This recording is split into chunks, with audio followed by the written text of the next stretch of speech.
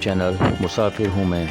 मेरा नाम मुकुल है और आज मैं आपको लेकर चलता हूँ पंच कैलाश में से एक और दुनिया की सबसे कठिन धार्मिक यात्रा, जहाँ स्वयं भगवान शंकर विराजमान है। आज मैं आपको लेकर चलता हूँ 18,570 फीट की हाइट पर। आज मैं आपको लेकर चलता हूँ साक्षात भोलेनाथ के 75 फीट शिवलिंग के दर्शन कराने। जी हाँ, आज मैं आपको लेकर चलता हूँ वहाँ जहाँ शरीर और घमंड हो जाता है खंड खंड। उन्हीं को कहते हैं स्वयं महादेव श्रीखंड। श्रीखंड महादेव 2022 की यात्रा पर चलते हैं दोस्तों। श्रीखंड महादेव जाने के लिए मेरी यात्रा वैसे तो मेरे शहर आगरा से स्टार्ट हुई थी। आगरा से ISPT Kashmiri Gate Delhi platform number 21, जहां 6:30 बजे की बस द्वारा मैं अगली सुबह पहुंचता हूं रामपुर बोशर तकरीबन 11 बजे। दिल्ली से रामपुर पड़ता है तकरीबन 550 किलोमीटर और रामपुर से आपको बस चेंज करनी पड़ती है निर्मंड के लिए। रामपुर से निर्मंड की दूरी है 14 किलोमीटर की और निर्मंड से आपको पहुंचना है बागी पुल होते हुए जाऊँ गाँव, जो श्रीखंड महादेव यात्रा का बेस कैंप भी है। निर्मंड से जाऊँ गाँव की दूरी है 33 किलोमीटर। तो आइए दोस्तों आगे बढ़ते हैं। जाऊँ गाँव यानी कि base camp of shrikhand Mahadev, जहाँ से शुरू होती है शिव भक्तों की असली कठोर परीक्षा। जाऊँ गाँव से पहला पड़ाव था सिंघाड़, जो था 3 किलोमीटर की दूरी पर। सिंघाड़ में होता है आपका रजिस्ट्रेशन और मेडिकल चेकअप।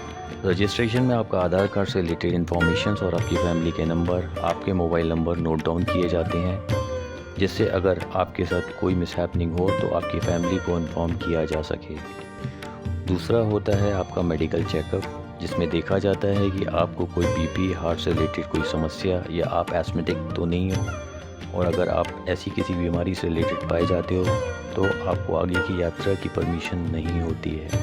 तो गाइज़, अगर आप इस यात्रा को करने की सोच रहे हैं तो अच्छे से फिट होकर आइएगा, क्योंकि ये यात्रा बिल्कुल भी अमरनाथ या केदारनाथ यात्रा जैसी नहीं है।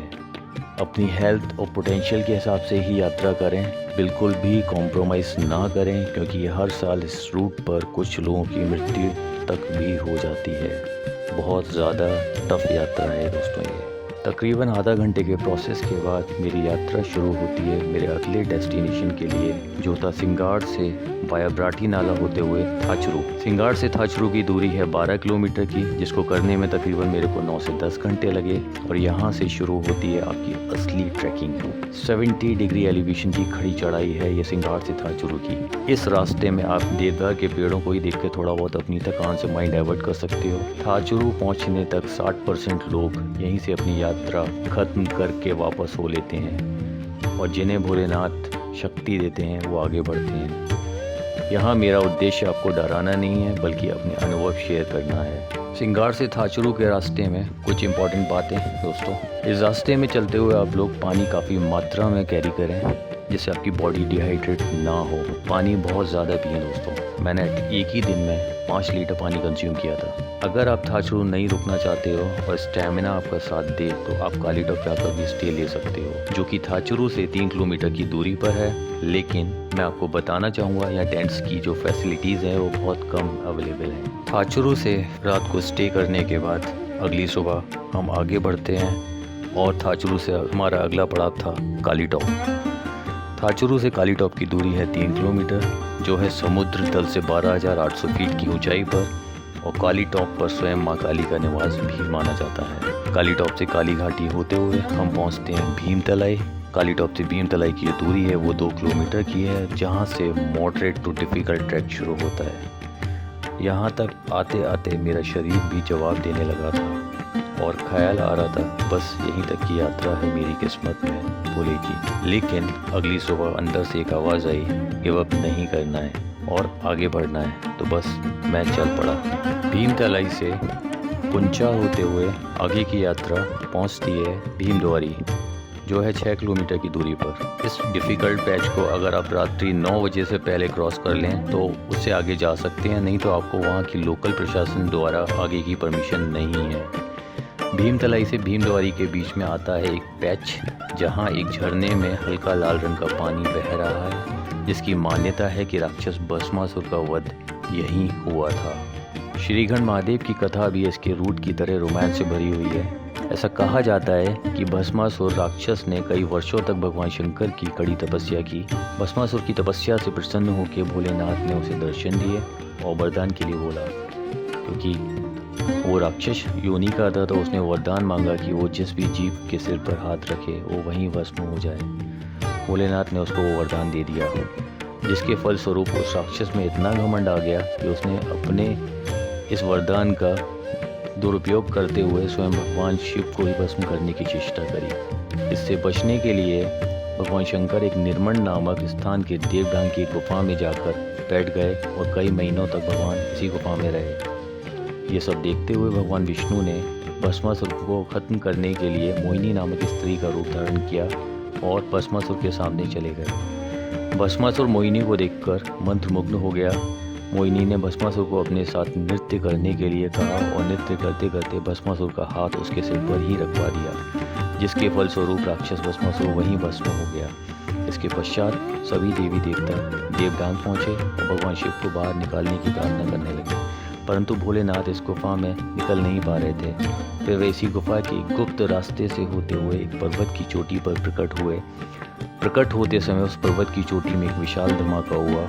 उस धमाके के बाद उस स्थान पर एक विशाल 75 फीट ऊंची चट्टान बच गई और उसी विशाल का चट्टान को हम सभी सदियों से श्रीखंड नाम से जानते हैं और पूजते हैं। जय श्रीखंड महादेव।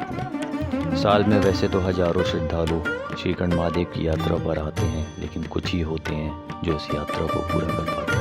भीमद्वारी में रात्रि विश्राम करने के बाद सुबह की यात्रा शुरू होती है 5:20 पर। आज का दिन होने वाला इस पूरी यात्रा का सबसे ज़्यादा डिफ़िकल्ट और रिस्की ट्रैक।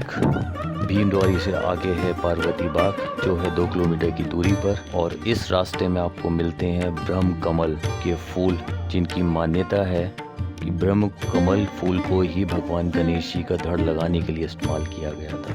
अगला पड़ाव था हमारा पार्वती बाग से नैन सरोवर का, जिसकी दूरी है 3 किलोमीटर की, लेकिन यहाँ से चढ़ाई का लेवल 80 से 85 डिग्री तक आ जाता है, जिसके लिए ट्रैकिंग शब्द यहाँ खत्म होता है और क्लाइंबिंग शुरू होता है। ये सच में दोस्तों शिव भक्तों की बहुत ज़्यादा कड़ी परीक्षा होती है। मान्यताओं के अनुसार माँ पार्वती आंसुओं से बनी थी ये नैन सरोवर लेक। नैन सरोवर से हम बढ़ते हैं अपने अगले डेस्टिनेशन पर, जो है भीमलिपि।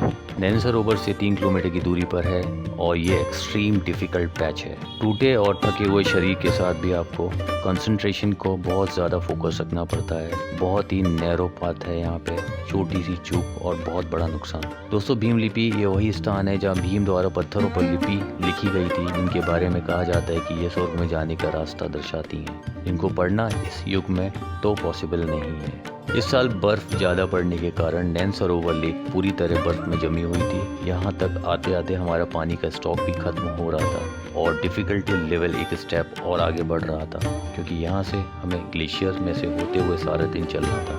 हर स्टेप पे ऑक्सीजन लेवल डाउन हो रहा था और गला सूख रहा था। पानी ना होने के कारण हमें सारा दिन कच्ची बर्फ़ खानी पड़ रही थी -9 डिग्री सेल्सियस में। ग्लेशियर्स में चलने का एक तरीका होता है दोस्तों, अपनी एड़ी को बर्फ़ में पूरा फंसाकर और अपनी स्टिक को बर्फ़ में पूरा धंसाकर एक एक कदम बढ़ाना होता है। अगर आप ऐसा नहीं करते हैं तो आप खाई में भी गिर सकते हैं। इसलिए इस पैच को इस पूरे 4 दिन के ट्रैक का सबसे कठिन ट्रैक कहते हैं। जय श्रीखंड महादेव। दुनिया का सबसे टफ रिलीजियस ट्रैक इसको ऐसे ही नहीं बोलते हैं दोस्तों।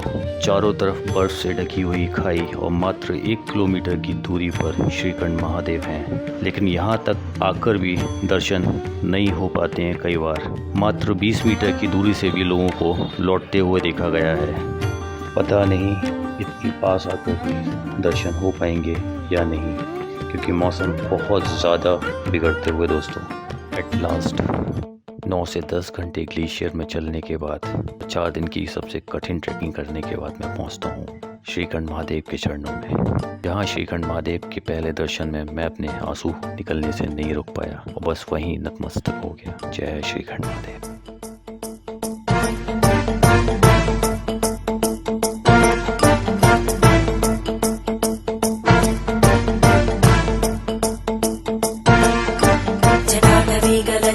प्रवाह पावितस्थले घरेवलम्ब्य लम्बिताम्बुजङ्गतुङ्गमालिकां ढमढमड्ढमड्ढमन्निनादमड्ढमर्वयुच्चकार चण्डताण्डवं तनोतु न शिव शिवम्।